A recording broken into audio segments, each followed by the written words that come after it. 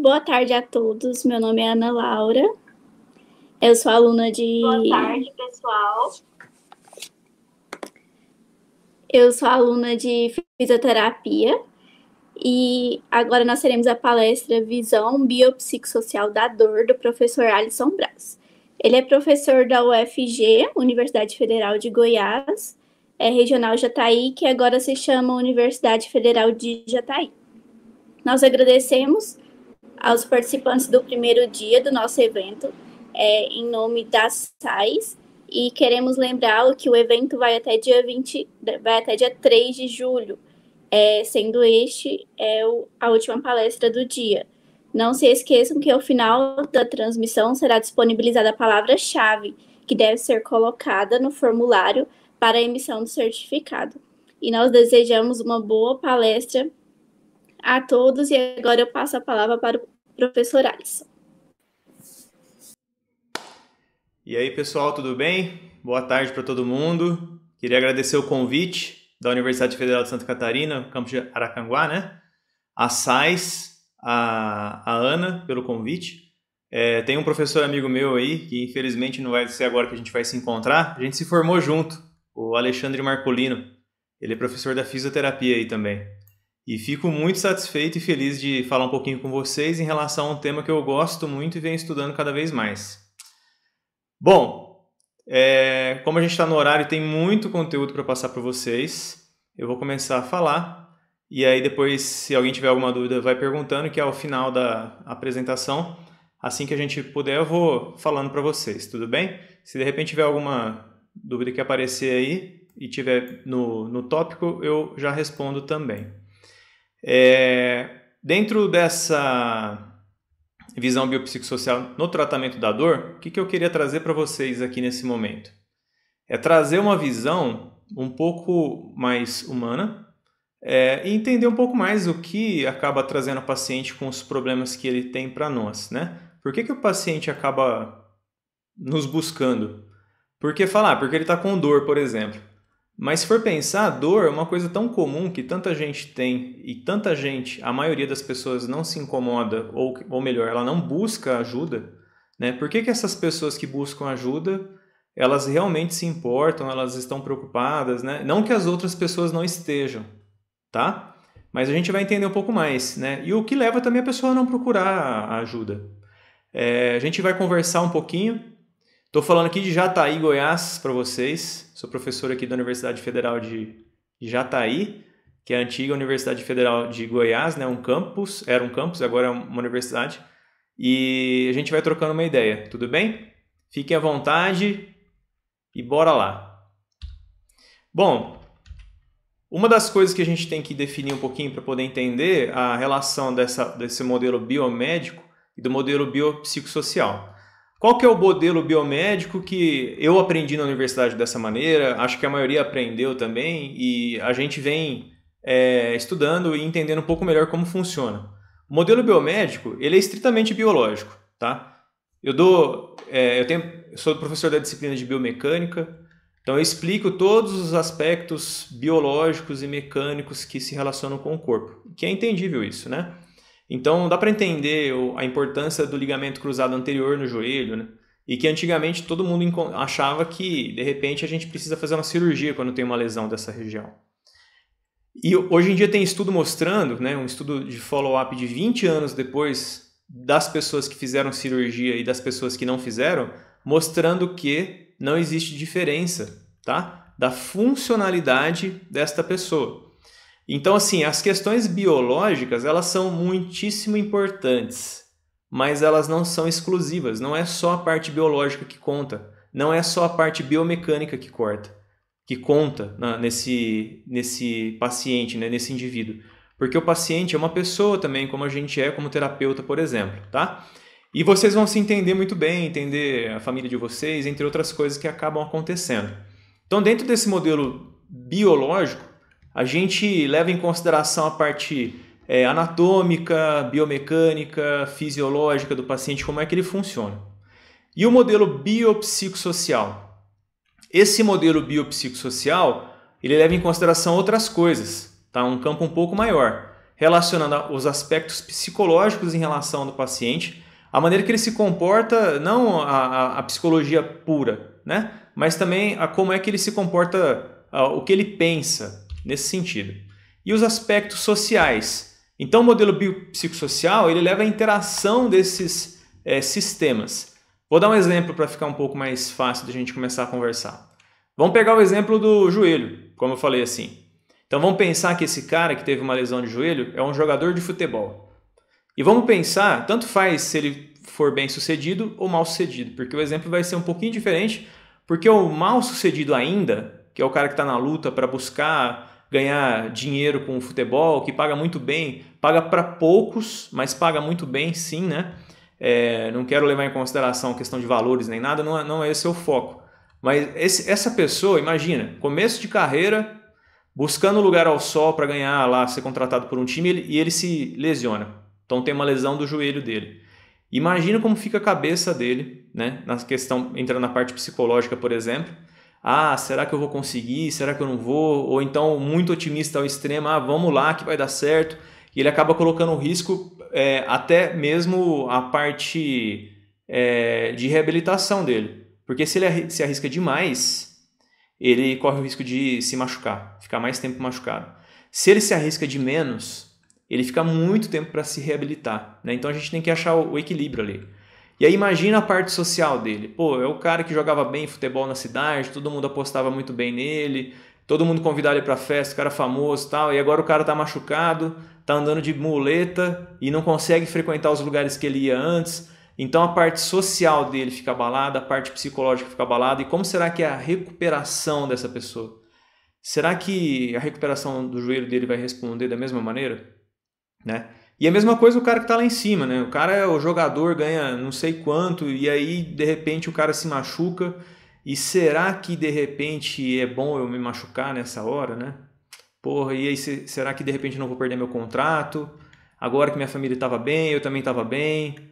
Será que as pessoas vão trazer esse paciente de volta? A família dele vai aceitar bem? Como é que vai ficar essa parte social? Será que ele vai ser convidado para as festas que ele frequentava? Então, estou dando um exemplo. Existem diversos N exemplos, né? Posso pegar até a senhora, dona de casa, que frequentava os mesmos lugares que não consegue mais. Será que aí ela vai procurar, né? Que hoje em dia está na moda. Então, na moda todo mundo faz isso. Você tem algum problema, você procura no Google. Aí o Google vai te falar que de repente é uma coisa muito simples ou uma coisa muito pesada, que de repente pode ser até um tumor. E aí imagina a pessoa sabendo que pode não ser nada, mas pode ser realmente um câncer que ela está tendo. Então o aspecto psicológico daquela pessoa fica realmente muito abalado. E a parte social também. Isso inclui também, imagina como é que você vai dar o recado para essa pessoa que esse problema que ela tem não é tão simples e também não dá para você omitir ou mentir para a pessoa falando assim, não, vai dar tudo certo, né? Como é que você vai falar que vai dar tudo certo se o dar tudo certo depende de cada um, depende desse paciente, depende de outras coisas. Então nós, já colocando como terapeuta, a gente tem que tomar muito cuidado como é que a gente conversa com esse paciente. E mais para frente eu vou falar assim dos riscos de uma conversa mal feita com o paciente, o que pode acarretar isso para ele, né? Que entra todos esses aspectos. Então eu vou falar um pouco da parte biológica, eu vou entrar um pouco na parte psicológica e na parte social, para vocês pensarem um pouco em relação aos pacientes que vocês têm, tudo bem? Bom, dentro da Organização Mundial da Saúde, o que é a saúde, né? Então, na definição deles. Então, saúde é o estado de completo bem-estar físico, mental e social, não apenas a ausência da doença. Então, às vezes a pessoa fala, mas ele está bem, não tem nem doença, né? Mas será que a cabeça dele está boa? Será que ele vem se socializando? E a parte social, ela é muito... É difícil de... Até deve existir uma definição boa para isso, mas socialmente, né, o que é social para alguém? Para alguns é sair, por exemplo, né? Para outros é ficar em casa assistindo televisão. Agora quase para todo mundo está sendo isso, né? nesse atual cenário. Mas o que significa esse bem-estar físico para cada um, né? A parte mental para cada um? Eu sou fisioterapeuta e aí eu vou fazer a extrapolação um pouco para a parte do fisioterapeuta, Por exemplo, o cara que de repente ele é muito sedentário, ele vai procurar ajuda, é difícil pegar e falar simplesmente para ele, não, você tem que melhorar a vida, porque ele foi lá te buscar por um outro problema, dor no joelho dele, por exemplo, ou dor no ombro, ou dor na coluna. Não adianta a gente querer impor ao paciente um ritmo de vida que ele nunca teve na vida. Se de repente ele for convencido que é importante aquilo, que bom, mas a gente não pode fazer isso por ele. Ele tem que fazer, ele tem que atravessar a ponte da reabilitação, do tratamento, da busca, sozinho. A gente vai auxiliar ele, mas a gente não pode carregar ele nas costas para isso. E é muito importante a gente entender isso também. E o bem-estar, né? Olha quanta coisa que pode ter relação. A alimentação, espiritualidade. Espiritualidade é uma palavra bastante confusa hoje em dia, que tem gente que acha que é religião, tem gente que acha que é espírito, ou sei lá. Então, esse bem-estar, né? O que significa espiritualidade, o que significa condição física, intelectualidade, hábito, vida social, trabalho, finança, família, é aquilo que significa de positivo e negativo para cada um. É difícil de colocar uma definição. Como eu falei, talvez a gente vai encontrar uma definição no dicionário, em algum artigo, mas essa definição é difícil falar que ela define a pessoa. Não é a mesma coisa que a pessoa entende por aquilo, tá? Falar família, né? O que é família para a pessoa? É o que é importante para ela.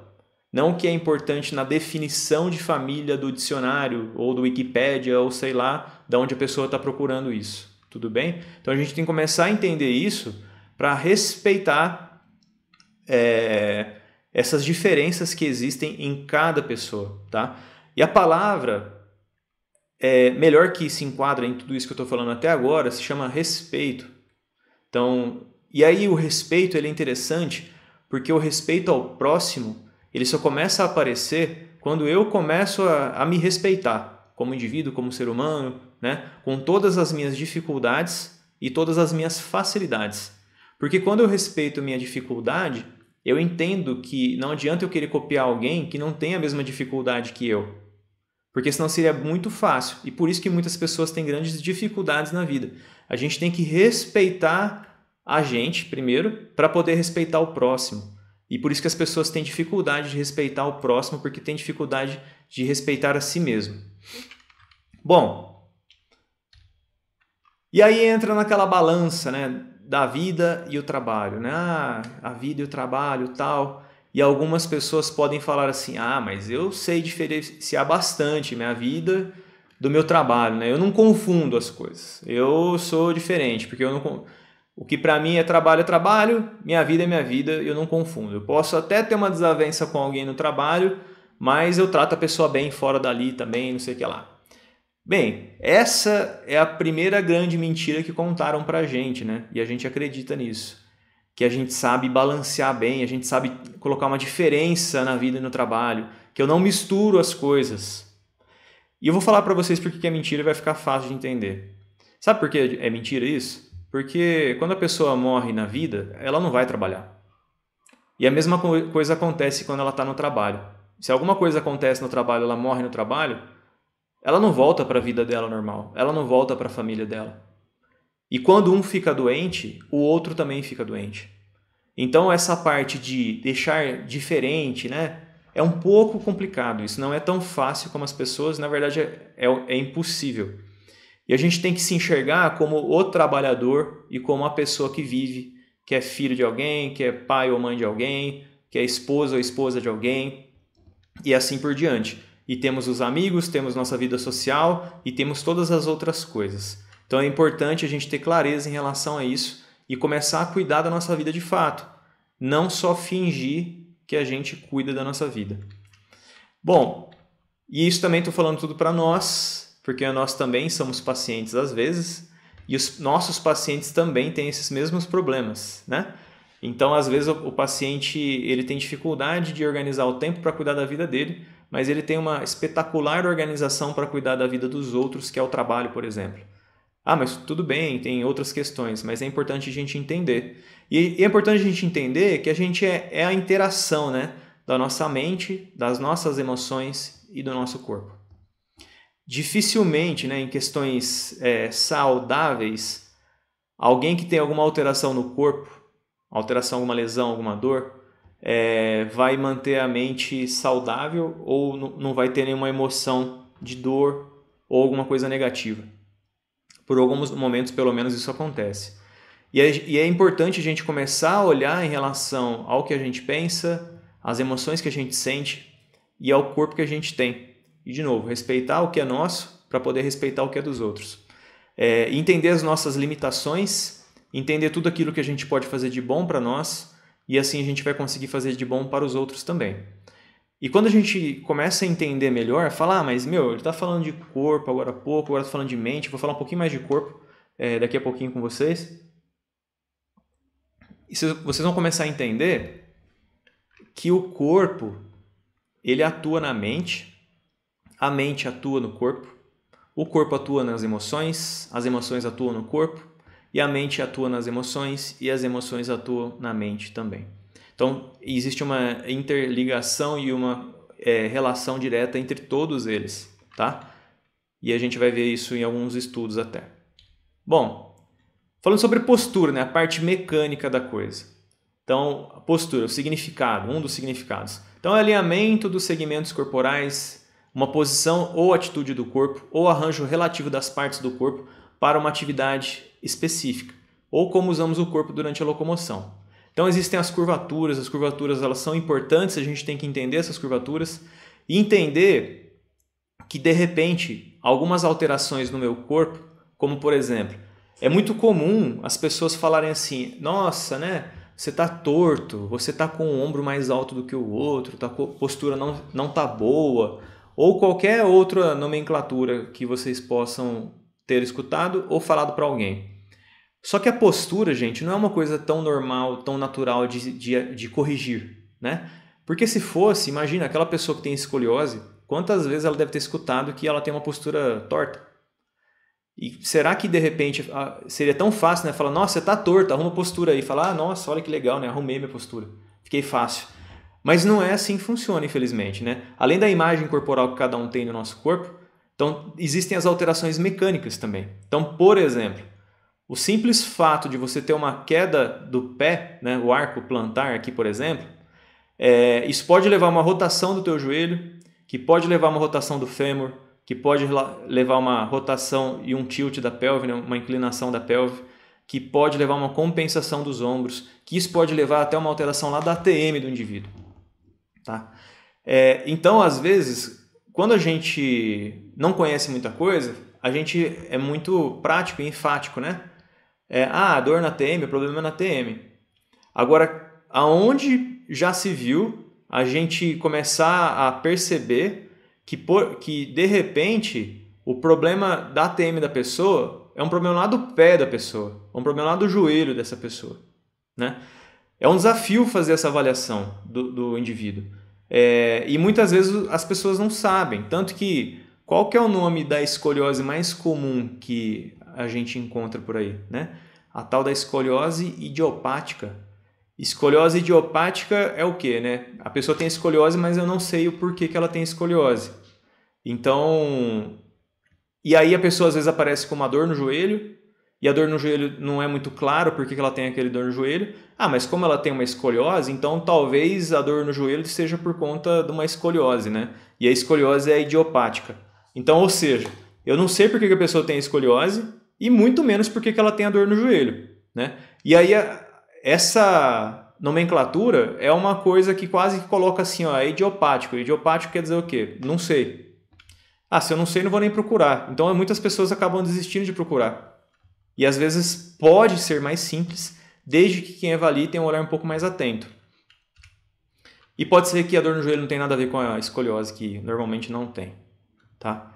Então, quando a gente pensa em postura, equilíbrio e evolução, será que a gente realmente vem evoluindo?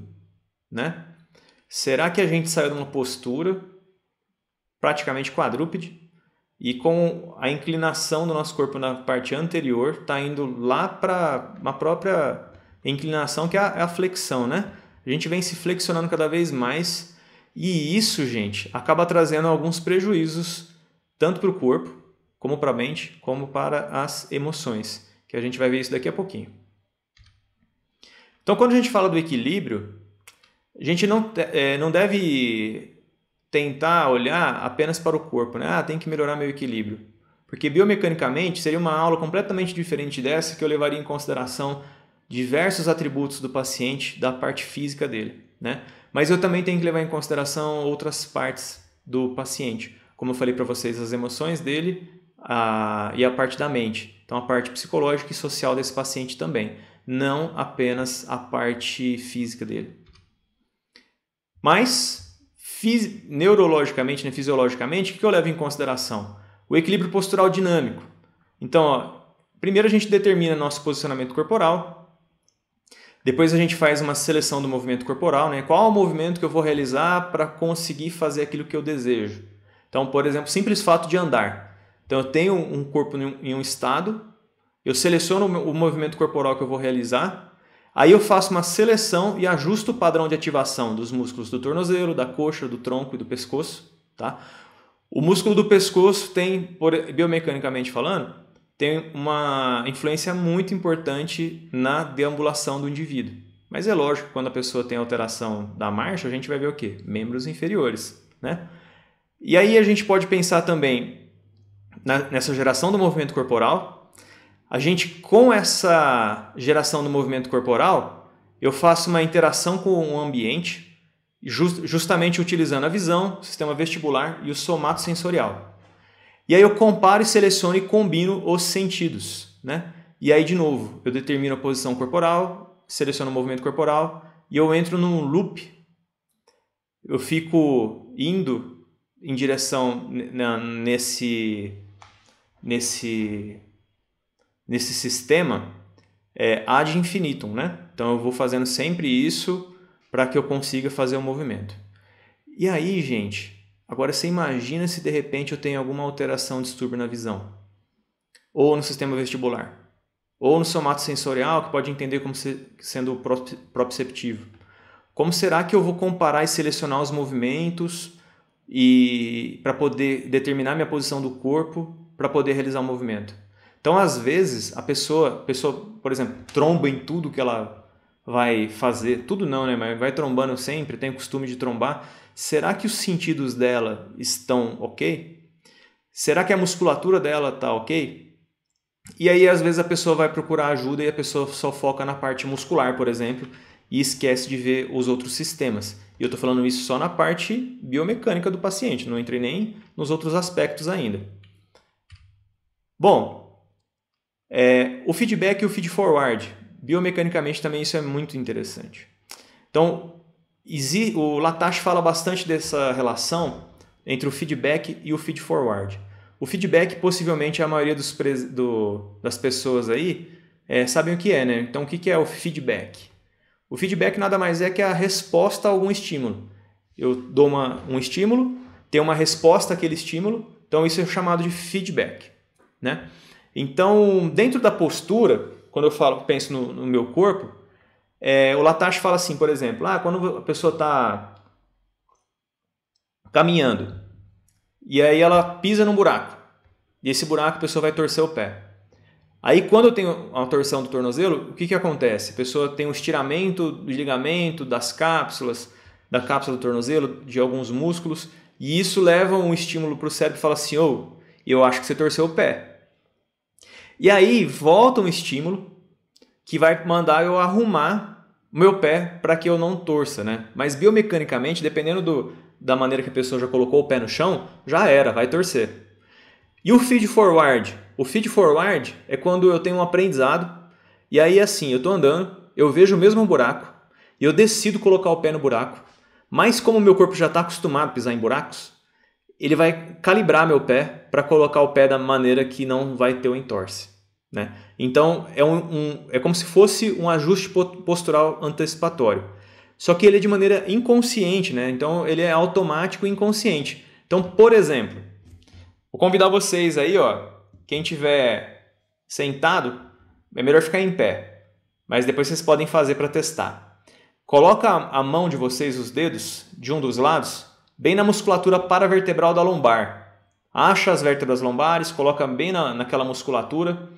E a hora que você estiver lá, deixa o braço relaxado do lado do corpo e faz a flexão do ombro. Quem fizer isso aí vai notar que quando faz a flexão do ombro, a musculatura paravertebral ela se contrai. Para quê? Para poder estabilizar a coluna para que eu consiga realizar o movimento de maneira segura. Então esse é um tipo de ajuste postural antecipatório, poderia falar horas para vocês sobre isso aqui, mas o interessante é saber que quando eu tenho dor, por exemplo, o músculo se contrai de maneira retardada. Eu faço o estímulo, quando eu sobrecarrego o meu ombro com o movimento que eu estou fazendo, só depois ele contrai. Ele não contrai antes de eu fazer o movimento. Então, tem estudo mostrando na parte eletromiográfica que o músculo transverso do abdômen e os multífidos, eles se contraem primeiro do que antes do movimento que eu vou realizar. Isso também inclui quando eu vou andar, se vocês quiserem fazer esse teste andando, por exemplo, agachando, sentando e fazendo os outros movimentos, acontece a mesma coisa. E aí quando eu penso de novo na postura, eu vou pensar, né, nossa, e o pessoal está com a postura meio errada ultimamente, o que será que pode fazer? Se eu for pensar só na postura, gente, é fácil, né? Existem essas síndromes cruzadas, que são as mais comuns. Então a síndrome cruzada é, por exemplo, flexor profundo do pescoço fraco ou inibido, serrátil e trapézio também, a parte inferior também fraco ou inibido.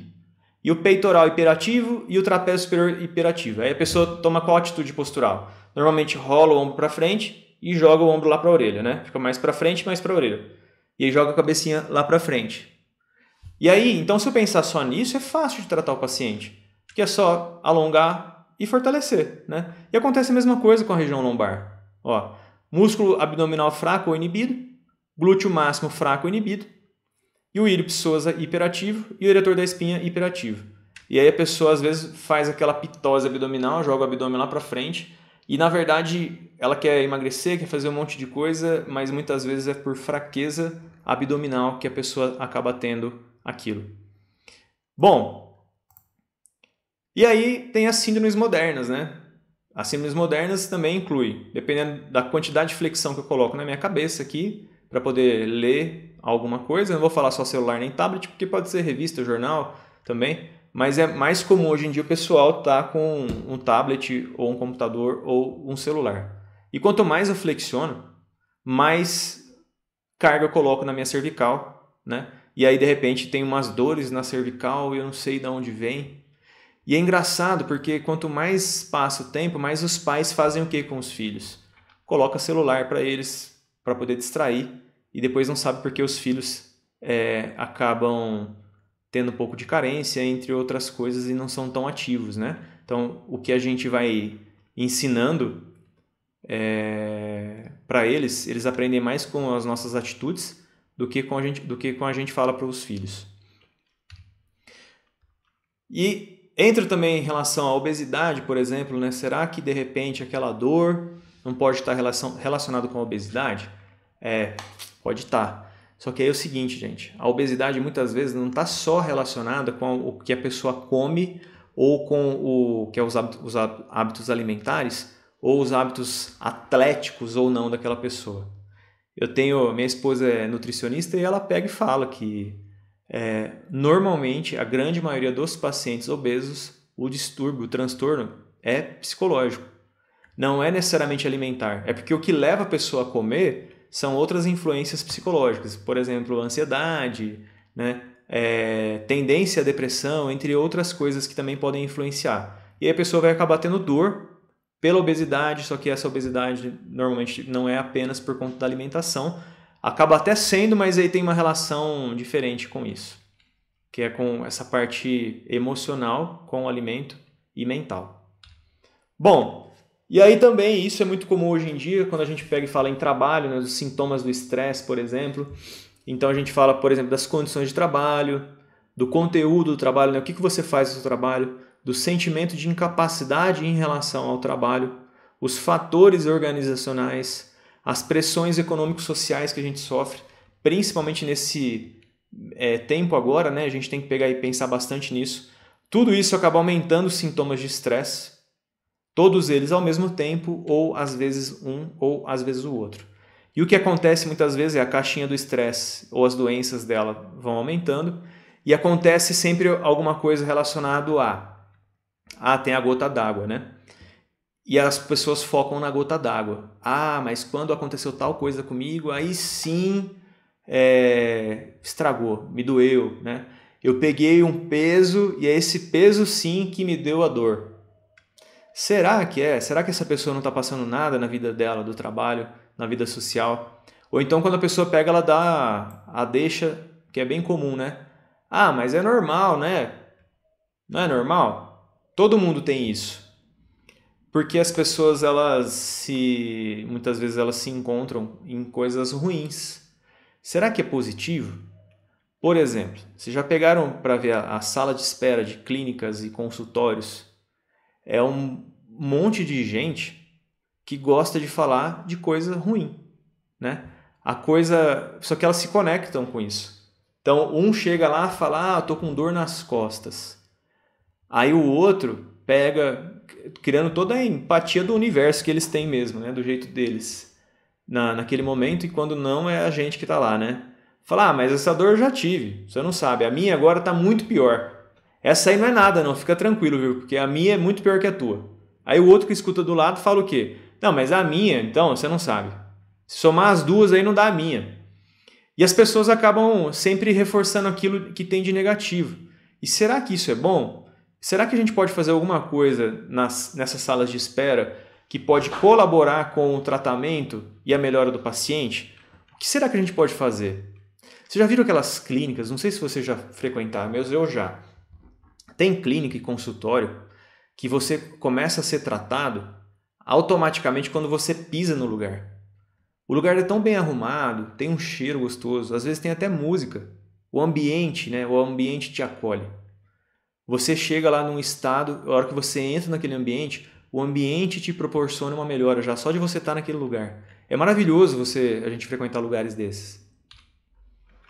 E a gente então tem que ficar atento aos sinais, né? Então aqui só para poder mostrar, tem uma mesa cirúrgica e lá em cima tem uns abutres, né? Uns urubu voando. Será que o que a gente está fazendo é certo? Por mais que todo mundo está fazendo igual, será que é isso que vai levar a melhora para o nosso paciente? E a gente tem que lembrar, né, que a mente doente, ela mata o corpo. Ela destrói o corpo. E não é só o joelho, né? A gente tem que pensar na coluna, na cervical, só que a gente tem que lembrar da parte social e da parte mental do paciente. Gente,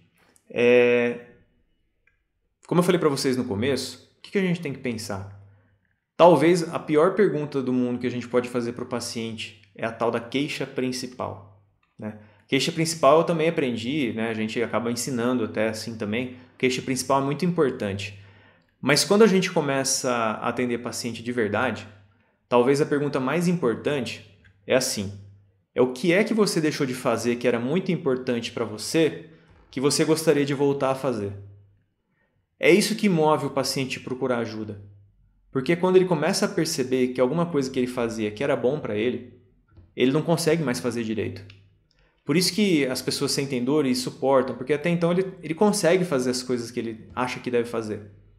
Mas quando acontece alguma coisa que não está sendo bom, que de repente impede dele fazer alguma coisa que era muito bom para ele, é a hora que ele começa a buscar ajuda. Então, às vezes, a pessoa que fala dor no joelho de novo, dor na coluna, ela não quer necessariamente que diminua a dor para zero. Ela quer voltar a fazer aquilo que ela gostava. E a gente tem que ter um pouco de calma e paciência para poder entender isso do paciente. Porque o paciente está lá, fala assim, é dor na minha coluna, né? Tô doendo 10, né? Tudo bem, eu estou entendendo isso. Mas o que você fazia antes que você não consegue? Nada, né? Não, mas o que mais importante, né? Quando a gente começa a descobrir isso, a gente começa a descobrir ferramentas para ele começar a fazer aquilo. E quando isso acontece, o paciente se coloca mais dentro da terapia. A gente vai perceber que muitas vezes não precisa mudar muito o que a gente faz, mas mudar o nosso tipo de conversa com aquele paciente faz muita diferença na vida dele.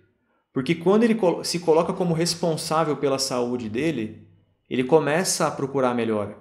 Mas quando a gente é terapeuta, independente da tua especialidade, e fala assim, fica tranquilo que eu vou resolver a sua vida, a gente está pegando uma responsabilidade muito grande que não é só nossa.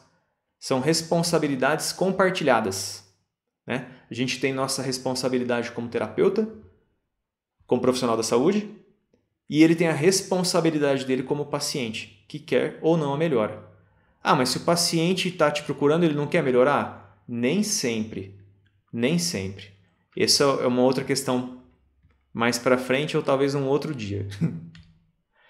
Olha que legal isso aqui, ó. Convido vocês a procurarem depois essa palestra da Amy Cuddy, que ela fala que a sua linguagem corporal molda quem você é. Ela fez uma palestra no TED, quem conhece sabe o que eu estou falando, quem não conhece procura saber que vale muito a pena. E aí nessa palestra ela faz muita coisa legal, ela relaciona a postura, sabe a postura da Mulher Maravilha? Mão na cintura, ombrinho e peito aberto olhando para frente, pezinho virado para fora um pouquinho. Ela fez um estudo com essa postura, vendo o nível de cortisol e testosterona do corpo das pessoas, e ela viu que quando a pessoa fica na postura da Mulher Maravilha, o nível de testosterona endógena dela sobe em torno de 30% em 2 minutos, e o cortisol diminui. E quando a pessoa fica naquela postura mais fechada, o nível de cortisol dela sobe e o de testosterona desce. E aí imagina como é que essa galera está em casa hoje em dia, o dia inteiro em escola, só que tudo online, sentado numa postura inadequada. Será que a postura não colabora com a melhora desse paciente? Será que isso não pode melhorar os aspectos mentais e emocionais desse paciente, né? A parte social dele? Qual que é a postura que ele tem no dia a dia? Qual que é a postura dele da vida? Então a gente tem que pensar nesses aspectos. E ela fala, né? Nossos corpos mudam nossas mentes e nossas mentes mudam nosso comportamento. E seu comportamento muda nossos resultados. Então tudo é intrínseco e tudo é relacionado. A gente não pode só chegar lá e falar, vamos fazer um RPG, uma Pilates, um trabalho postural apenas. Mas entendendo também que você fazendo só isso, entre aspas, você está causando um grande benefício para essa pessoa, tá? Por isso que a atividade física é muito importante, porque a postura da pessoa para poder realizar a atividade, ela tem que mudar para ela desempenhar melhor, para ela fazer mais bem feito e com mais segurança. E isso é muito importante, tá? Então, como que a gente se enxerga, né? Como que as pessoas se enxergam? Será que é a melhor maneira que a gente se vê?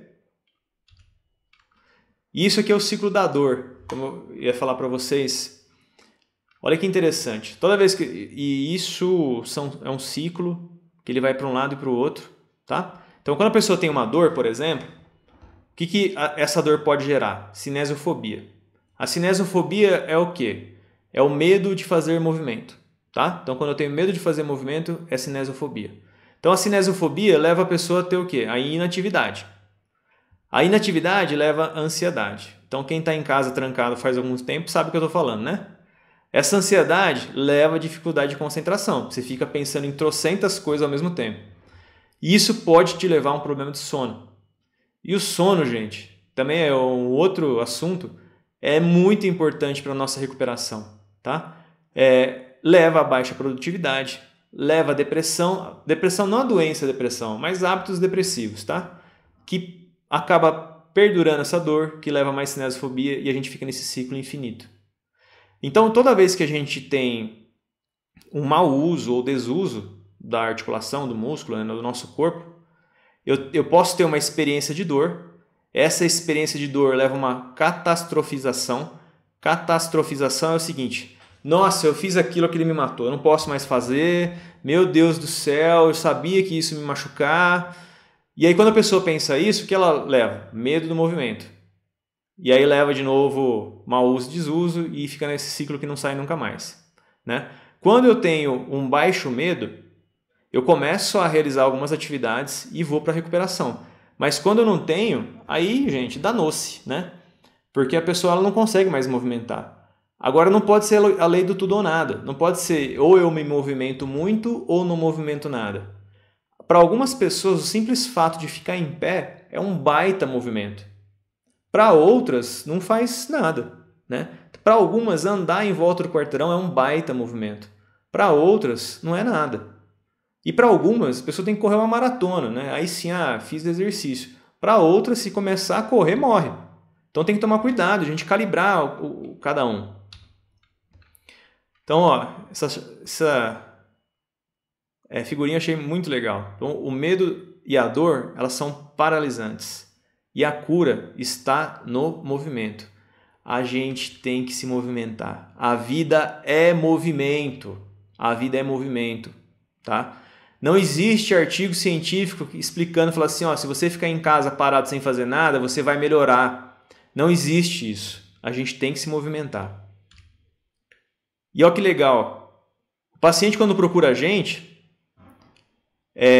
tem a parte de alongamento, ou melhor, o paciente ele vai para nós com a incapacidade funcional já alterada, né? Então ele tem uma incapacidade funcional. Aí ele tem essa alongamento muscular limitado, restrição da ADM, limitação da função tendinosa, encurtamento facial. E aí quando eu penso só de maneira biomédica, o que eu penso? Vamos alongar, vamos fortalecer, vamos fazer essas coisas. Que tá beleza, tá aqui dentro que essa tensão leva a um pequeno edema, que leva a uma inflamação, que leva a uma reação fibrosa, juntamente com a retenção de metabólito e a isquemia tecidual interna, tá? Só que aí tem que pensar, né? O tecido se irritou, que levou à dor. Por que ele se irritou? Será que foi um traumatismo? Será que foi uma hipomobilidade daquele indivíduo? Será que foi uma tensão ou um estresse emocional? Será que foi uma infecção? Porque se eu não pensar na causa, pensar só, está encurtado, né? Tem uma limitação da ADM, eu acabo tendo um problema para poder... Porque às vezes o paciente não melhora. Ou ele melhora muito pouco, ou ele melhora e depois piora. Porque existem outros fatores anterior a simplesmente a incapacidade funcional dele. O tratamento, né? Então, como que a gente faz para tratar? Que algumas pessoas estão perguntando. Gente, o tratamento é focado no paciente, não é focado no ego do terapeuta, tá? Eu dou aula de diversas técnicas e eu falo isso para todo mundo. Não é, faz quiropraxia que vai melhorar. Não é isso. A gente tem que ver que cada paciente vai responder de um jeito diferente, tá? E cada técnica vai servir ou não para aquele momento. Que vai depender da minha avaliação para poder verificar lá qual que é o contexto que ele está dentro da parte biopsicossocial. Será que é só a parte biológica? Né? Se for, toma um remédio lá, um tratamento, vai ser tranquilo. Mas e se não for? Tá? Então a gente tem que pensar nesses fatores. Então, essa outra figurinha eu acho legal demais, que explica muito, né? Que não importa também quantos recursos você tem, se você não souber como usar, nunca serão suficientes. Então, às vezes, eu preciso só de um recurso. Não preciso de tantos recursos, igual a pessoa está em pé em um monte de escada jogada. Se estivesse usando um de uma maneira adequada, ele seria suficiente para aquele paciente. E depois da dor, né, o que eu tenho que pensar que fazer para o paciente? Olha que legal isso aqui. Porque, às vezes, a galera tem dor e, com o passar dos dias, a pessoa buscando o tratamento ou não, a dor vai embora. Para algumas vezes, né? Às vezes não, é quando normalmente eles vão procurar ajuda. Só que olha que interessante isso. Isso aqui é na musculatura da coluna, mas toda vez que eu falar dessa musculatura da coluna, ela também acontece a mesma coisa em todas as articulações, tá? Tem a área de seção transversa do músculo. A área de seção transversa é o calibre do músculo. Então você corta o músculo e enxerga ele de frente para poder ver o calibre.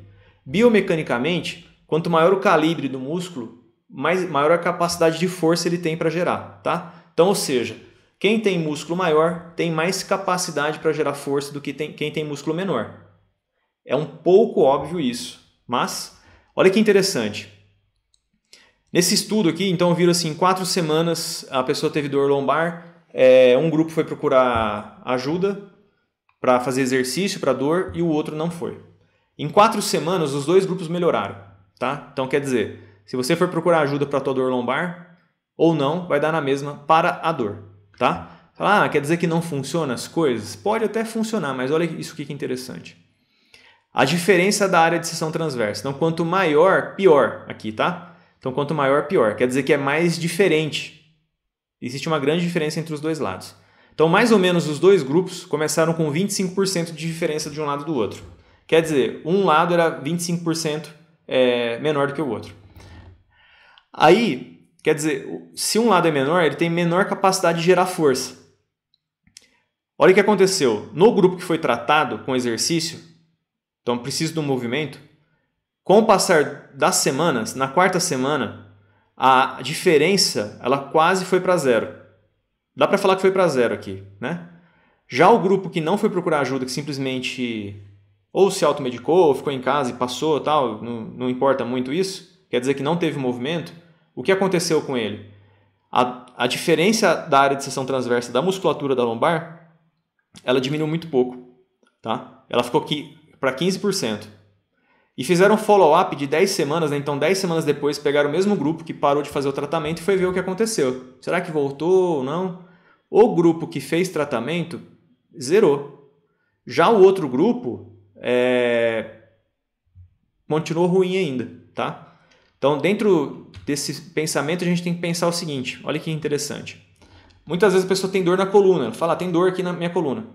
Mas é comum ter um lado que tem o sintoma e o outro não. Às vezes a dor é tão intensa que a gente acha que é em tudo, mas normalmente não. E aí, ó, o lado que é assintomático, a musculatura, então aqui quanto maior, melhor agora, tá? Porque é mais forte o músculo. Então, ó, o músculo aqui, ó, do lado assintomático, esse azul, ele acaba sendo maior. E do lado sintomático, onde a pessoa tem dor, é menor. Isso aqui numa mesma pessoa, tá? E olha aqui a pessoa sem dor. Quando a pessoa não tem dor, quase não tem diferença do calibre do músculo de um lado em relação ao outro. Ou seja, quando a pessoa tem dor, existe uma atrofia da musculatura do lado que tem dor. Se a gente não fizer nada e trazer essa conscientização para a pessoa, possivelmente ela vai ter dificuldade para se reabilitar ou se recuperar. O que eu tenho que fazer no tratamento? Né? Penso na analgesia? Penso na analgesia. Posso usar recurso eletrotermofototerapêutico? Posso demais. Posso usar terapia manual? Posso demais. Sou fã de terapia manual, sou fã de recurso eletrotermofototerapêutico, mas na hora correta. Mas não dá para descartar que essa pessoa ela tem que fazer o exercício específico, tá? Não é simplesmente para academia. Não é simplesmente para academia, porque se fosse, atleta não teria dor, né? E não é isso que acontece. Porque depois vai entrar numa outra nuance em relação ao tipo de fibra, que eu não vou entrar nesse contexto agora, mas o tipo de fibra vai importar dentro da relação da postura ou da execução de movimentos da pessoa. Preciso do trabalho educativo, né, para mostrar para a pessoa como que é a maneira melhor, mais correta dela poder fazer o exercício, dela poder fazer os movimentos no trabalho dela, seja lá motorista, seja lá o cara que pega saco para transportar, seja lá dona de casa, todo mundo tem uma maneira melhor para ela. E a gente não pode... Aqui tem um exemplo de livro, né? Mas não é só o livro, porque o livro às vezes a pessoa não tem capacidade. Quem que consegue agachar para pegar com a coluna ereta o peso? As pessoas não têm força em membro inferior para poder agachar e pegar o peso. Muito menos para manter a coluna ereta. Então a gente tem que pensar de verdade no paciente. Não é para olhar no livro e falar assim, ó, o certo é esse aqui, viu? Mas ele está tão longe do certo que ele não vai conseguir fazer. Então como é que a gente pode fazer com ele? E a gente tem que pensar então nesse modelo, não apenas do biomédico, mas pensando nessa parte psicológico-social que engloba então o modelo biopsicossocial. E vai entrar algumas outras coisas para vocês bastante interessantes agora, né? Então, por exemplo, paciente que tem, a gente chama de yellow flag ou red flag, são aqueles pacientes que não melhoram, tá? Tanto os dois, eles não melhoram ou até pioram depois do tratamento. Pensando que você fez uma boa avaliação e pensando que você escolheu o melhor recurso para poder tratar aquele paciente, tudo bem? E aí o paciente não melhora. O que pode ser? Então, o yellow flag, aqui está para dor lombar também, mas na verdade para todas as dores do corpo vai servir da mesma maneira. Então, o yellow flag são os fatores que aumentam o risco de prolongamento ou causam a dor lombar, incluindo fatores socioeconômicos, idade, gênero, estado civil, se a pessoa está trabalhando ou não, né? E dentro do trabalho a satisfação, a autonomia, a empatia com o supervisor ou o patrão, por exemplo. Situações de litígio, né? Compensação trabalhista, a lesão pessoal que a pessoa está sofrendo. O comportamento que entra a ansiedade, a depressão e o medo. Ou o estado geral de saúde, né? Então a obesidade, diabetes, por exemplo. Então, às vezes a pessoa está sofrendo algum outro problema em casa e a gente não sabe disso e isso acaba perpetuando os problemas que ela tem. E o red flag são os sinais e sintomas de característica de que o paciente indica a necessidade de exame adicional para poder eliminar a possibilidade de sérias condições médicas encobertas, como uma séria patologia espinal, como um tumor, um câncer. E é importante a gente ter o tato de falar com esse paciente de explicar para ele de uma maneira boa para poder procurar algum profissional que ajude no diagnóstico. A gente não é Deus para poder ter certeza do que o paciente tem e acertar todas as vezes na melhor técnica de reabilitação ou de tratamento desse paciente, tá? Eu falo isso porque eu já peguei uma paciente que ela foi no médico e aí o médico, com a melhor intenção do universo de acalmar ela, falou, então, essa dor no joelho que a senhora está falando, possivelmente eu vou pedir para a senhora ir para outro profissional para fazer algum exame melhor, mais profundo, porque eu não consegui encontrar. Aí ele deu o cartão de um oncologista para ela, né? O oncologista atende paciente com câncer.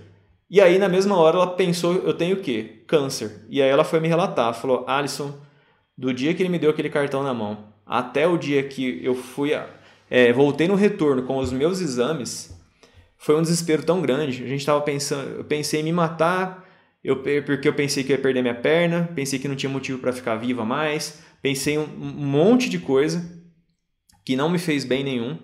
E aí quando chegou lá no exame, o médico me mostrou que eu estava com uma lesão de menisco, né? E é muito difícil de conversar com o paciente de uma maneira que ele vai entender.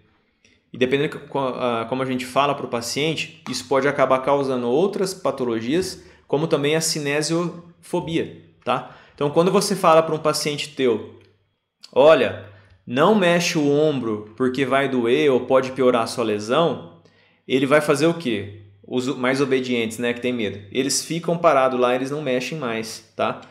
Eu tenho uma tia minha, eu sempre falo desse caso da minha tia, né? Meu pai, quando ele faleceu, há alguns anos atrás, eu encontrei ela no velório dele. E aí o meu irmão pegou e falou assim, ó, Alisson, a tia, ela tá aqui e faz 1 ano que ela não sai de dentro de casa, ela não põe o pé na calçada. Falei, por quê? Porque ela teve um desmaio e aí ela foi procurar ajuda e aí falaram para ela ter cuidado para não sair de casa, porque vai que ela vai para a rua e cai, é perigoso ela morrer. Ela, como já faz algum tempo, eu acho que tem 3 anos que ela não coloca o pé para fora de casa, tá? E o que fez isso não foi um exame, foi uma conversa mal conversada com ela. Ela tá em quarentena já faz mais tempo que a gente, né?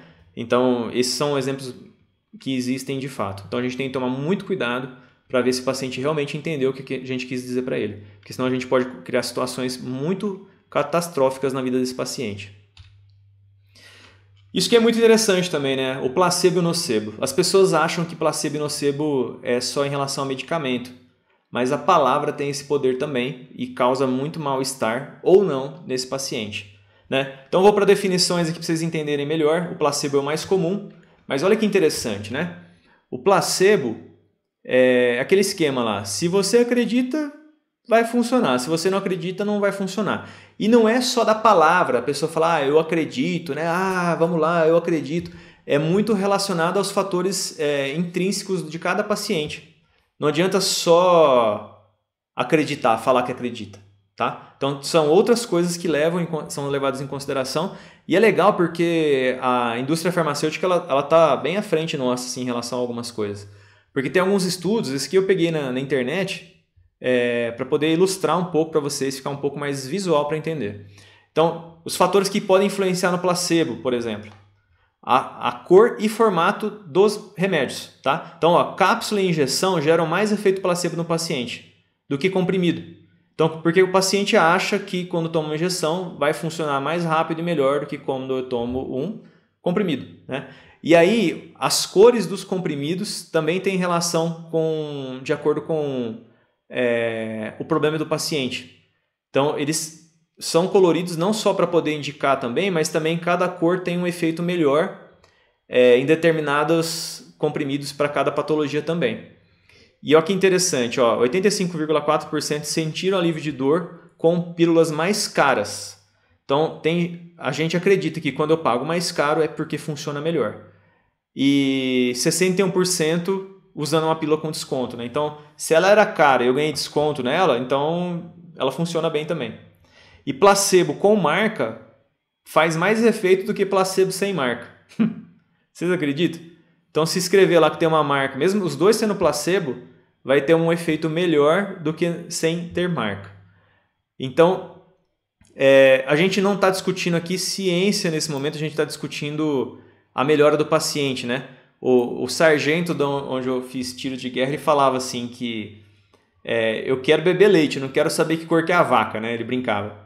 Porque ele quer dizer o seguinte, o paciente ele quer melhorar o problema dele. Ele não quer saber se é por conta da injeção que ele tomou, se for por conta do exercício que ele fez, ele quer melhorar. E faz parte da gente conversar com ele e talvez comece a entender o quanto que é importante o ambiente que esse paciente está, né? O quanto que ele mesmo começa a se convencer que tudo aquilo vai dar certo, que vai melhorar algumas coisas intrinsecamente. E o nocebo? O nocebo é aquela pessoa lá que lê a bula do remédio, aí lê os efeitos colaterais e ela tem todos os efeitos colaterais, mas não tem nenhum efeito do remédio. O nocebo é tudo aquilo que, ao contrário do placebo, né? O placebo você acredita que vai funcionar e funciona. Lógico que estou falando bem a grosso modo, viu, gente? Não é tão simples assim, mas a grosso modo é mais ou menos isso. O nocebo é o contrário, é aquele negócio lá que você acha que vai fazer muito mal para você. Não existe comprovação que aquilo vai fazer mal, mas você acha que vai fazer mal e aquilo acaba fazendo mal. É aquela comida que você acha que vai te dar dor de barriga quando você comer e aquilo vai te dar dor de barriga quando você comer. Mais porque você está acreditando naquilo porque qualquer outra coisa, tá? Não é simplesmente porque aquilo realmente tem um efeito fisiológico no teu organismo, mas é por crença que a pessoa tem. É total cabeça, tá? A cabeça e a emoção relacionada a isso. Então, o que a gente fala? Que normalmente o tratamento está dentro de cada um, né? Então, como que eu trato o paciente? Não dá para saber, porque você tem que conversar com o paciente, você vai ter que ver como é que é o funcionamento mais ou menos dele. Porque entram outros tipos de discurso e conversa para poder entender um pouco melhor. Atender paciente não é tão simples. Tanto que existem tantas modalidades diferentes de tratamento de saúde, e dentro de cada profissão tem várias subespecialidades, então não existe uma coisa que é a melhor. Existe a melhor para cada pessoa e a gente tem que ver qual que é a melhor para cada pessoa e a gente tem que ter a humildade e a honestidade de repente perceber que a gente não é a melhor opção e de encaminhar essa pessoa para algum profissional que tenha responsabilidade sobre o problema do paciente também, tá? A melhor coisa que a gente faz muitas vezes é encaminhar. E não é porque a gente é incapaz, mas para aquele caso sim. Mas tem todos os outros que a gente não é, tá? Então isso não é um sinal de incapacidade não. É um sinal de inteligência até. E olha que interessante. Eu vou mostrar outro slide que acaba falando a mesma coisa que esse.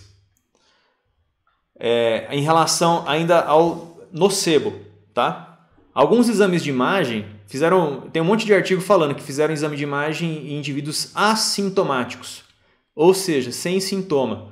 E viram que, por exemplo, degeneração discal, e inclui também hérnia de disco muitas vezes. 37% da população com mais ou menos 20 anos de idade e 96% da população com 80 anos de idade tem degeneração discal. E muitos deles têm hérnia de disco assintomático. O que quer dizer isso? A pessoa não tem sintoma nenhum de hérnia e ela tem hérnia ou degeneração discal. Isso serve para osteoartrite de joelho, neuroma de Morton, problemas de quadril também, rupturas também da glenoide, problemas de cervical, tá? São porcentagens bem altas. E eu estou falando isso por quê? Porque muitas vezes o exame de imagem ele traz uma realidade. Ele mostra lá, você tem uma hérnia, por exemplo. Mas só que todo mundo sabe que hérnia causa o quê? Causa dor, né? E a partir do momento que uma pessoa tem uma dor, mas não é por conta da hérnia, mas ela faz exame de imagem e tem uma hérnia lá, ela vai acreditar piamente que o problema dela é por conta da hérnia. Eu tenho um colega que tem 12 hérnias. O cara faz crossfit e tem 55 anos de idade. Tá? Ele não tem dor? Ele tem dor, mas é uma dor igual muita gente tem. Não é uma coisa incapacitante, tanto que ele faz, ele treina. Não agora, mas ele está treinando. Tá? Então a gente tem que pensar nesse sentido. Será que o exame de imagem diz alguma coisa do paciente mesmo? Ou será que ele tem alguma outra coisa que a gente não está conseguindo enxergar nesse momento? E aí os fatores epigenéticos, para quem nunca ouviu falar desse nome, ele é muito legal e é encantador e ele é libertador. Por quê? Quando as pessoas acreditam que os genes determinam quem elas são, fica um pouco complicado, porque a gente está colocando um nocebo ou um placebo na cabeça dela, depende do se o gene é bom ou ruim, né, na cabeça dela. E as doenças são a mesma coisa. Mas aí o que a epigenética fala? Que os genes, tanto faz se aquilo vai ser bom ou ruim para a pessoa, os genes eles influenciam a pessoa só 30%. 30% é culpa dos genes. 70% dos problemas ou não que a pessoa tem são de acordo com os hábitos alimentares, o ambiente e a cabeça da pessoa. Tudo isso vai fazer quem é cada um. É por isso que tem até estudo mostrando gêmeos idênticos com uma síndrome que eu não lembro qual que é agora, mas um desenvolveu a síndrome e o outro não. Por quê? O comportamento de um, e de novo, não é comportamento que fala assim, ele pensa coisas positivas, não é isso, gente. É atitudes mesmo na vida, sabe? É fazer as coisas que vão trazer benefício para você. Então não é só, então quer dizer que minha mãe teve câncer de mama, eu vou ter câncer de mama também? Se você tiver as mesmas atitudes que ela teve a vida inteira, possivelmente sim. Se você mudar suas atitudes hoje para hábitos mais saudáveis, diminui muito a possibilidade de você ter algum problema de câncer, que normalmente as pessoas associam com câncer como algo hereditário, que nem sempre será, viu? Então é muito importante a gente ter essa informação. E aí, então, como a gente faz para tratar o paciente muitas vezes, que às vezes não depende de nós, depende de um outro profissional da saúde, como por exemplo psicólogo ou alguém que trabalha ou que tem a habilidade de conversar com esse paciente, de dar novo significado. Então, dentro dessa ressignificação, realmente é atribuir novo significado a algo ou a alguém, tá? Então a gente tem que verificar isso. E aí, para poder finalizar, eu teria várias outras coisas para falar para vocês. Eu queria deixar essa frase aqui para vocês, que para mim ela me move muito, né? O que você faria se você não tivesse medo? Quando você pensa na sua carreira, na sua vida, no seu paciente, então o que você faria se você não tivesse medo? E esse medo, gente, não é um medo inconsequente. Tá? Não é um medo de falar, então eu vou pular do prédio aqui agora, tal. Né? Desde que você tenha as ferramentas que você precisa, você pode pular desse prédio, né? Então, dependendo do pessoal faz base jump de prédio, de maneira segura. Loucura, mas segura. Então, desde que você consiga conquistar as habilidades que você precisa para dar o passo seguinte, por que é que você não faz isso? Né? Então, por que é que o paciente, quando ele começa a perceber que ele tem capacidade de sair daquele ciclo, ele não faz isso? Eu posso dar exemplos, só para finalizar, um exemplo muito rápido aqui também por causa do tempo, para poder atender algumas perguntas também. Tem o livro Poder do Hábito, que eu recomendo demais, quem quiser. Mas, resumidamente, tá? Bem a grosso modo, para vocês entenderem que, às vezes, quando a criança é novinha, né? Então é um bebê, a única coisa que a criança se preocupa naquele momento, por exemplo, é a atenção do pai e da mãe. E o pai e a mãe, a única coisa que eles querem é dar tudo de bom e do melhor para o meu filho, porque ele merece, né? As coisas que eu nunca tive na minha vida, então eu vou trabalhar muito para poder conquistar e dar para ele. Aí só que é interessante porque para ele conquistar tudo isso, o que ele tem que fazer? Ele vai trabalhar, ele fica em casa, ele não fica em casa. Quem fica em casa é o filho sozinho. E o filho se sente sozinho muitas vezes. E aí o interessante é que acontece o quê? O dia que esse filho fica doente, o pai ou a mãe, normalmente a mãe, fica em casa com o filho. E nesse momento, o filho instintivamente, tá? E inconscientemente, ele percebe que, nossa, que legal, né? Quando eu fico doente, eu ganho gente que dê atenção para mim. E aí o problema é que essa pessoa cresce. E essa pessoa vira agente muitas vezes, que de maneira inconsciente continua agindo como se fosse uma criança, muitas vezes. É lógico que a gente não vai chegar para o paciente e falar larga a mão de ser carente, larga a mão de ser criança e cresce, né? A vontade era essa, mas talvez ele não vai entender, vai se sentir ofendido. Mas por isso que é importante a gente começar a entender dentro da parte social e psicológica dele, de maneira assim, né? Da parte mental e emocional dele, qual o funcionamento, quais os valores e crenças que ele tem para poder ver qual é a melhor maneira de abordar esse paciente. Para poder verificar que muitas vezes as doenças e as dores que ele possui são de hábitos inadequados que ele tem. E não necessariamente por falta de ferramenta nossa ou da medicina, né? De maneira geral e global. Não é uma terapia, mas é uma busca que ele tem que buscar muito dentro dele. E a gente tem que começar a procurar isso de maneira diferente do que a gente vem fazendo hoje. Tá? E o paciente também tem que pensar nesse sentido. Pessoal, vou terminando por aqui a apresentação. Teria mais muitas coisas para falar para vocês, mas é só uma hora que me deram. E depois, se alguém quiser, também tem meu Insta, que é Alisson Brás, no Insta. A gente pode conversar por lá também. E eu fico à disposição da equipe aí.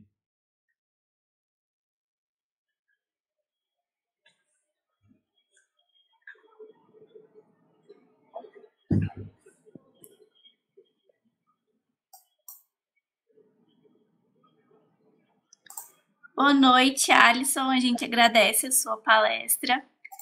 Foi maravilhosa, como sempre é muito bom te ouvir. E dá tempo de responder algumas perguntinhas, tá? Beleza. Tem acesso às perguntas, eu vou selecionar.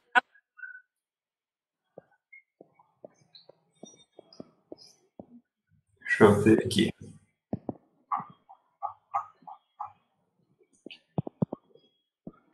Primeiro mandando um oi pro pessoal da UFG. Sua prática. Pode falar. Alisson, na sua prática clínica, como você aborda com o paciente caso você suspeite de piora da dor ou dificuldade na evolução do tratamento por alterações psicológicas? Existem algumas demandas. Então, o que eu recomendo sempre é, se não tem como conversar com o paciente, aí encaminhar para algum profissional que tenha mais capacidade para poder fazer isso. Como eu sou fisioterapeuta de formação, mas eu fui buscar outras formações também, né? Então, eu também trabalho com o PNL e com outras técnicas dentro da fisioterapia que abordam questões emocionais, que algumas que incluem a decodificação da informação inata, e outras que abordam, como por exemplo, as 5 leis biológicas ou a nova medicina germânica, que é muito interessante, que eles falam que cada patologia que o paciente tem relação a um sentimento específico daquele paciente, que pode acontecer isso durante o conflito dele ou depois que o conflito foi embora. E é interessante que quando você traz uma nova percepção para esse paciente do conflito que ele vem vivendo, tá? Que não é um tratamento, uma escuta, então é um pouco diferente da parte do psicólogo, do psiquiatra, a gente consegue melhorar aquele problema do paciente meio que quase que automático. E algumas das técnicas são de toque sutil, tá? Então são técnicas diferentes, são técnicas que estão crescendo no Brasil, que é bem, bem interessante. Por exemplo, o PNS. Então, dependendo do ponto que você toca no paciente, você começa a remeter a evocar sensações e emoções do passado, que ele começa a entender melhor o que está acontecendo e fica bem fácil de trabalhar com o paciente, muitas vezes, quando ele traz essa consciência. Mas quando não, também tem que procurar outras ferramentas também.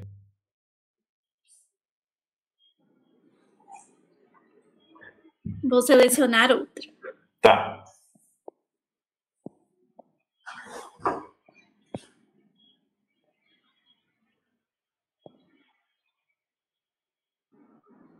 Alisson, como evitar a evolução de uma dor aguda para uma dor crônica quando o paciente não consegue resolver o problema no aspecto biopsicossocial que está causando isso? É importante a gente sempre olhar o paciente como um todo mesmo, porque, por exemplo, dar alguns exemplos fáceis que dá para aplicar fácil. Tem paciente, teve pouco tempo atrás, amigo meu até veio procurar na pandemia agora, que ele veio falar de dor no ombro dele, né? E ele começou a falar tudo que tinha acontecido. E muitas vezes acontecem esses problemas no momento que a pessoa menos imagina. Porque o que é que a gente tem que pensar, né? Como tem muito estudante aqui, a gente tem que lembrar uma coisa muito importante. Quem fez faculdade, quem está fazendo faculdade é a gente. O que é óbvio para nós não é óbvio para o paciente. Então, por exemplo, a pessoa ela deita para dormir, às vezes de maneira errada, e o que está causando a dor nela é a maneira que ela dorme, né? Então, eu tenho que pensar desde o momento que ela dorme, qual que é a qualidade de sono que essa pessoa tem que pensar no trabalho dela, tem que entrar um pouco na parte emocional, caso o paciente concorde e queira, porque a gente fica muito desconfortável, tá? Em querer abordar essas questões. E aí eu começo a pensar nesses quesitos. E como eu trabalho com quiropraxia, trabalho com atleta também, lógico que não entra só... É porque o biopsicossocial tem a parte biológica. E eu tenho que saber olhar para o paciente que às vezes o problema é biomecânico. E aí eu vou lá e faço intervenção, seja lá com bandagem, quiropraxia, terapia manual ou outras coisas que eu posso trabalhar com ele, tá? Então tem que ser bem claro o que é que está acontecendo com esse paciente. E não jogar tudo também apenas para a parte emocional dele, tá? E tomar muito cuidado com as palavras que a gente usa quando fala a parte emocional, porque tem doença que vira doença da moda, né? Então, por exemplo, depressão.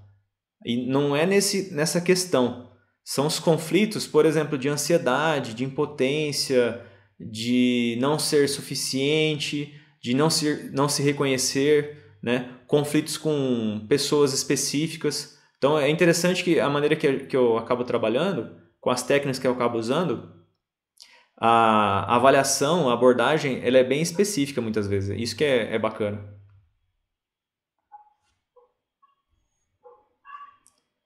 Pode perguntar outra coisa. Mais um.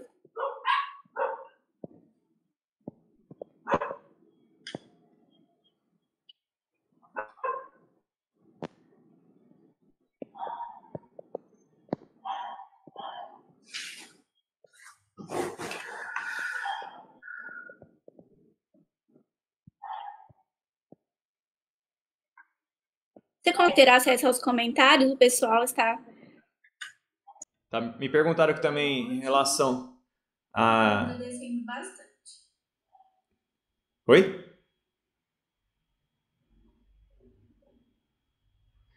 Você consegue ter acesso aos comentários? Tô vendo aqui. A Larissa perguntou aqui também como a gente pode trabalhar com essa parte biopsicossocial com pacientes sem invadir outras áreas como a psicologia. Então, entra muito nas questões que eu falei agora, depende da técnica que a gente escolhe para poder tratar o paciente. Então, tem algumas técnicas que entram dentro da fisioterapia que abordam questões emocionais sem eu ter que fazer uma análise no paciente, assim, né? Então, são técnicas que liberam bastante a parte emocional. Então, tem técnica de terapia manual que consegue fazer isso, muitas vezes sem trocar uma palavra com a pessoa, que ela tem as liberações emocionais dela também. Mas é importante a gente entender que eu tenho que ter o colega profissional de outras áreas como um parceiro meu, tá? E porque como eu falei anteriormente, quando eu me respeito e respeito o próximo, existe esse respeito mútuo.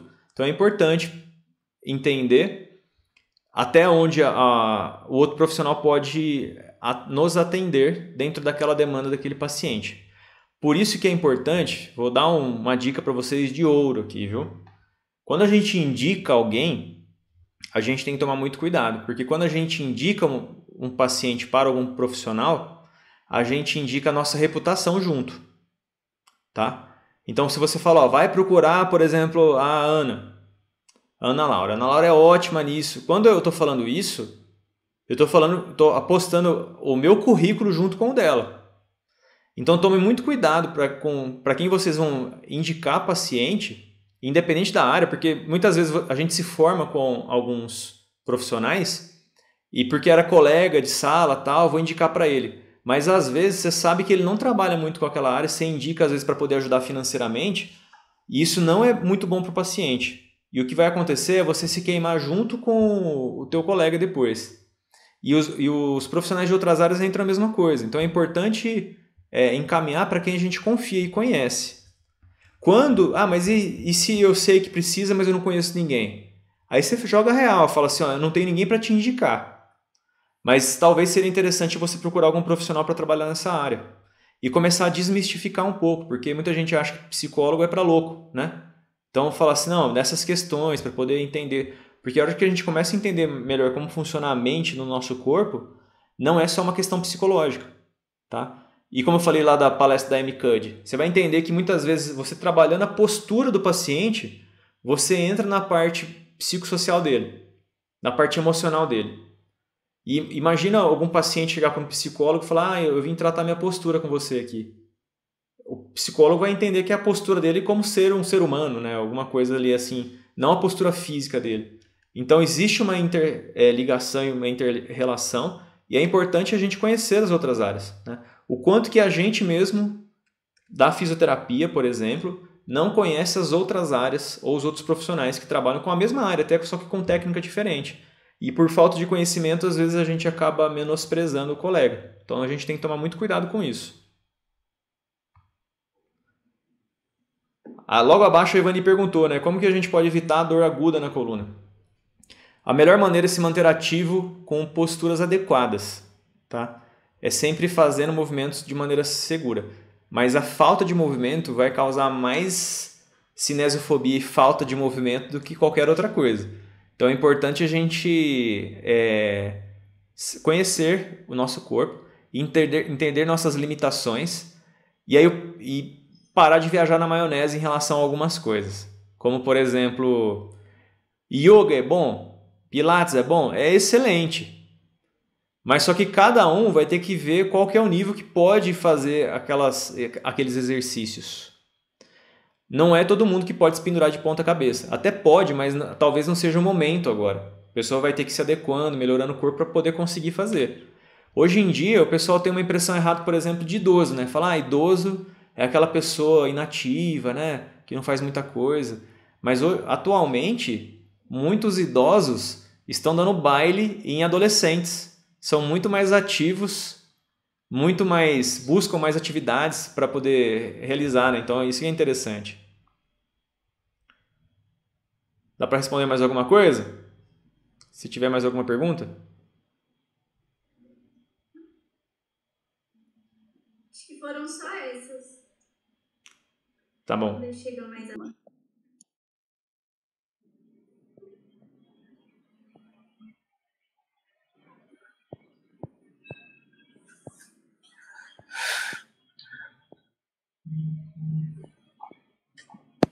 Só essas, professor? Só essas. Muito obrigada pela sua presença. Eu que agradeço. Agradeço você de novo o convite. E o pessoal da UFJ que está em peso aí, aos meus amigos, aos meus alunos aí de outras localidades também. Viu? Veio muitas pessoas. Né? E para quem não pegou, a palavra-chave é autoconhecimento. É só pegar o formulário na bio do vídeo e complementar para ganhar o certificado. Muito obrigada a todas e uma boa noite.